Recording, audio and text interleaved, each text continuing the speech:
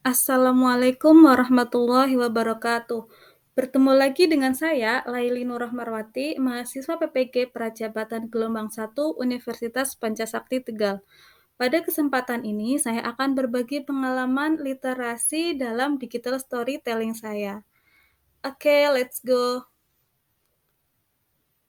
Ya, saya merupakan mahasiswa PPG Prajabatan 2002 Gelombang 1 Universitas Pancasakti Tegal. Prodi Pendidikan Ekonomi. Silahkan teman-teman, apabila ingin mengenal atau mempelajari mengenai materi-materi PPG, silahkan berkunjung ke YouTube saya, yaitu channel YouTube Laili Nurah Marwati. Ya, terkait dengan digital storytelling, ada beberapa pertanyaan sebagai refleksi pembelajaran. Pertanyaan yang pertama yaitu, pemahaman baru apa yang didapatkan setelah mempelajari konsep refleksivitas?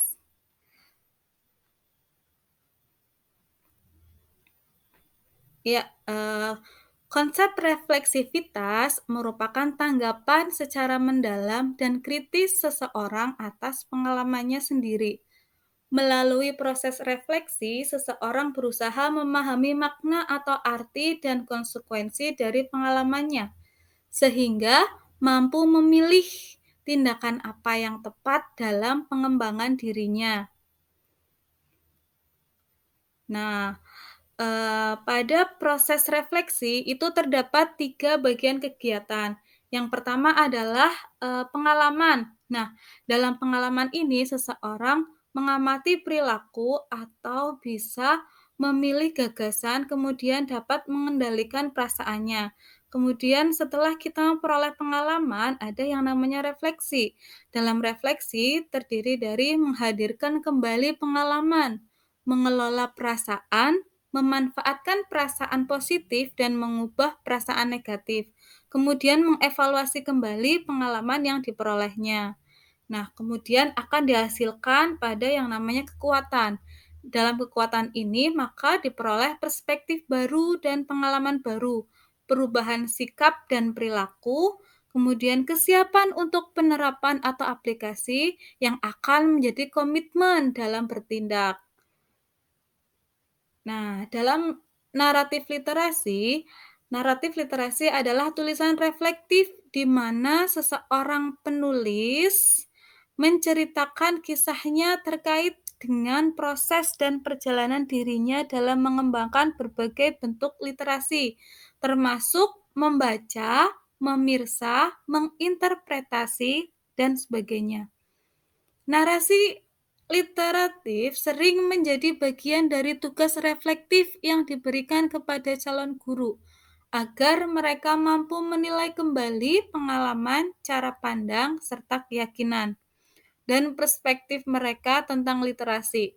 Selain itu, naratif literasi dapat membantu calon guru untuk mengajukan pertanyaan kepada diri sendiri tentang apa artinya menjadi seorang yang literat. Nah, teman-teman perlu digarisbawahi bahwa dalam naratif literasi dapat membantu seseorang untuk mendefinisikan dirinya sendiri dan apa yang menjadi impian hidupnya.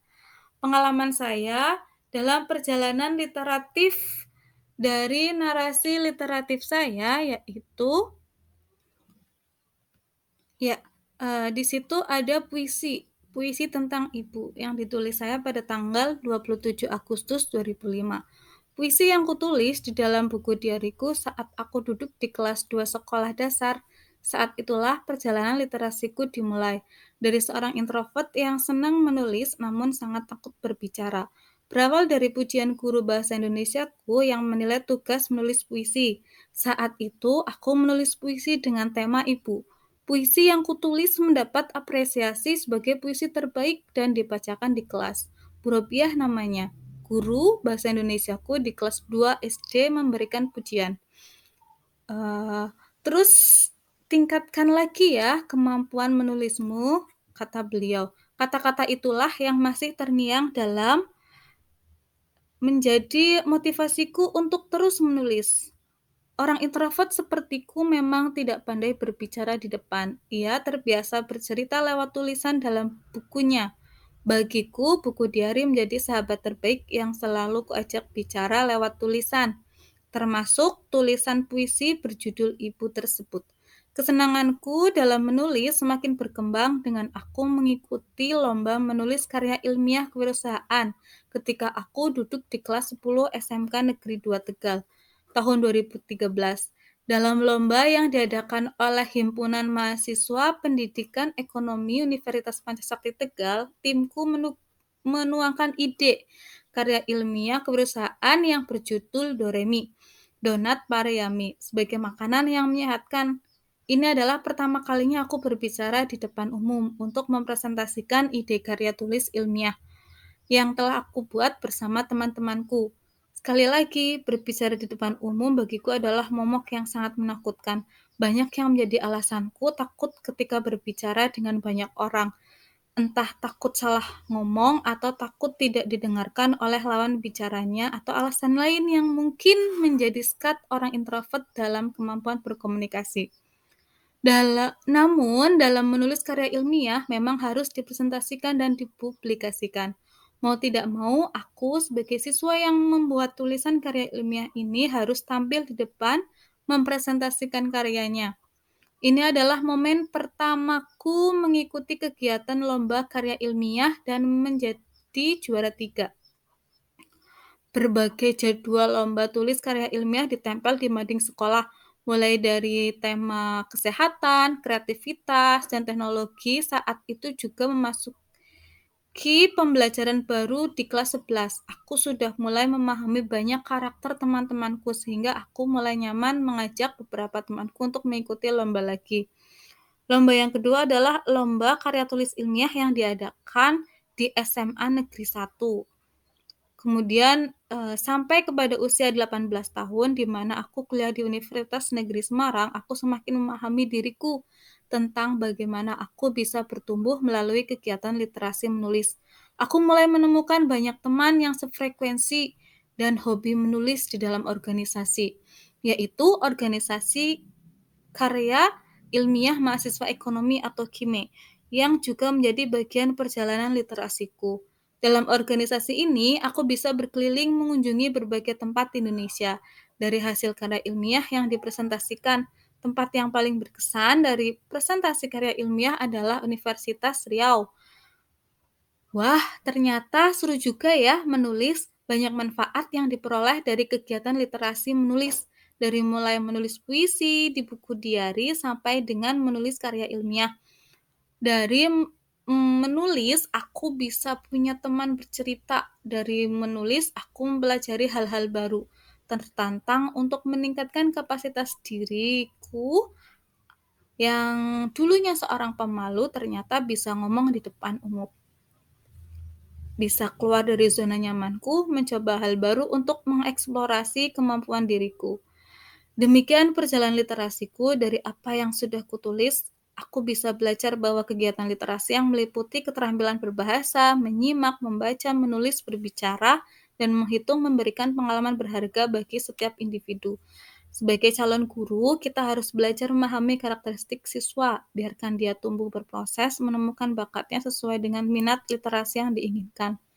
Ada siswa yang senang berliterasi menghitung, mungkin dia akan berprestasi dalam olimpiade matematika. Ada siswa yang senang berliterasi menyimak, mungkin dia akan berprestasi di bidang seni. Semoga dengan pengalaman yang teman-teman alami dalam perjalanan literasinya dapat menjadi bekal ketika mengajar di sekolah untuk terus menjadi guru pembelajar. Terima kasih. Nah, kemudian setelah membuat naratif literasi, apakah yakin bahwa literasi sangat berpengaruh dan bermanfaat bagi kehidupan? Ya, saya yakin setelah membuat naratif literasi, saya yakin bahwa literasi sangat berpengaruh dan bermanfaat bagi kehidupan saya. Hal ini karena naratif literasi menjadi dasar pemikiran seseorang dalam mengenali dirinya dan dunia sekitar. Sebagai calon guru, naratif literasi dapat memperkaya wawasan dan menjadi latihan public speaking. sebagai bekal guru menyampaikan materi kepada peserta didik. Nah, sebagai calon guru, hal apa yang ingin dilakukan untuk berkontribusi dalam membudayakan literasi di lingkungan? Nah, saya akan menggunakan peran guru menggunakan kerangka ORIM, di mana kerangka ORIM ini terdiri dari opportunities atau kesempatan, recognition atau pengakuan, interaction atau literasi, kemudian modeling atau keteladanan. Nah, di dalam kerangka ORIM ini merupakan salah satu strategi guru dalam mengoptimalkan peran guru untuk menyiapkan peserta didik memiliki kecakapan literasi abad 21. Kerangka ORIM bisa digunakan untuk literasi konvensional dan literasi digital pembelajaran abad 21, di mana guru mendampingi peserta didik berliterasi tidak hanya pada kegiatan membaca ataupun menulis, tetapi diterapkan pada kegiatan lainnya seperti menonton, mendengarkan, mengamati, dan sebagainya, agar peserta didik dapat berpikir kritis dan analitis, kreatif dan inovatif, komunikatif, serta kolaboratif. Aksi nyata yang akan saya lakukan pada penerapan literasi di kelas saya maupun di sekolah adalah meliputi 3 lingkungan, di mana lingkungan itu terdiri dari lingkungan fisik, lingkungan sosial afektif, kemudian lingkungan akademik. Untuk lingkungan fisik, saya akan membuat pojok baca di dalam kelas, memperkaya teks dan rumus yang ditempelkan di dalam dinding kelas.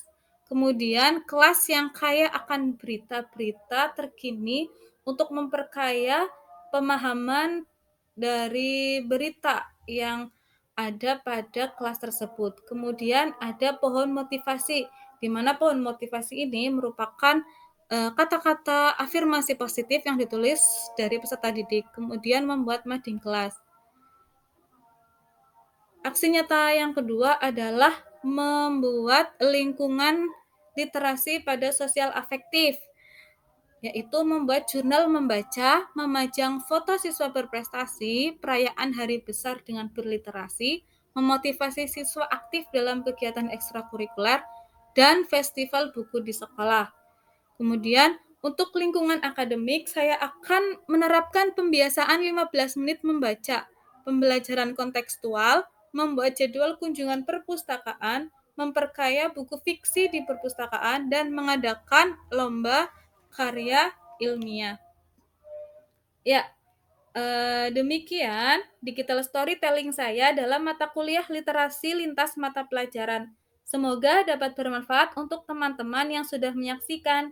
Jika ingin memberikan saran atau komentar, silahkan teman-teman dapat menulisnya di kolom komentar. Terima kasih. Salam literasi.